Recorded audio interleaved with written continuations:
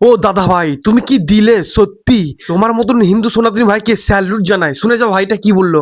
হিন্দুরা নিজের ধর্ম বেশি পালন করে না মুসলিমরা নিজের ধর্ম বেশি পালন করে? কেন হঠাৎ এই কথা? হঠাৎ কারণ হচ্ছে গিয়ে মুসলিমরা শুয়োর খায় না, শুয়োর পুষেও না ওরা, আর হিন্দুরা গরু পুষে, আর গরু খাওয়ার জন্য ওদেরকে আবেদন করে, আসো তোমরা নিয়ে যাও, না হলে আমাদের পেটের ভাত হবে না। এটা কেন? হ্যাঁ, এই জিনিসটা একটা লজিক বলেছো।